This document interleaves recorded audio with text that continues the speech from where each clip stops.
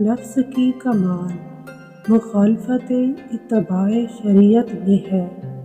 نفس کا شر شیطان کے شر سے بھی زیادہ ہے۔ نفس امارہ کا مقصود تمام ہمسروں پر بلندی چاہتا ہے۔ عورت کا باریک کپڑے پہننا اس کے ننگے ہونے کے برابر ہے۔ متکبروں کے ساتھ تکبر کرنا صدقہ ہے۔ کفار سے غرض کو ختم کر دینا ہی دین کی خدمت ہے۔ کوئی جاہل ولی کا رتبہ نہ پا سکا اور نہ پا سکے گا۔ دل آنکھ کی تابع ہے، یعنی آنکھ بگڑے گی تو دل کی حفاظت مشکل ہو جائے گی۔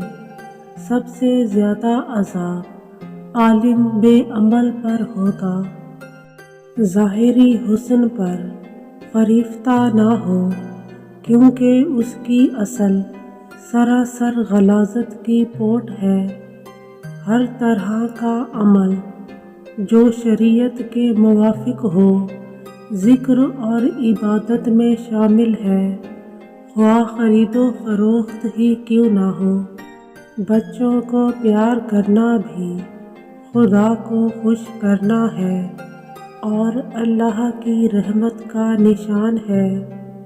گناہ کے بعد ندامت کا آنسو بھی توبہ کی ہی ایک شکل ہے۔ علم ایک حقیقت ہے اور جہل عدم علم کمزور پر حملہ بزدلی ہے، ہم پلہ پر حملہ بدخلقی ہے اور زبردست پر شوخ چشمی ہے۔ سب سے بڑی اور اچھی نصیحت یہ ہے کہ تقلید نبی کرو۔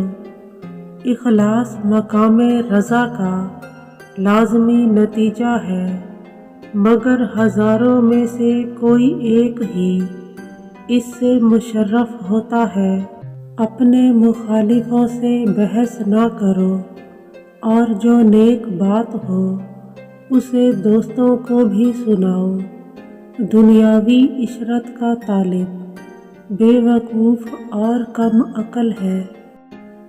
اسلام غریبوں میں ظاہر ہوا اور عنقریب غریبوں میں ہی رہ جائے گا۔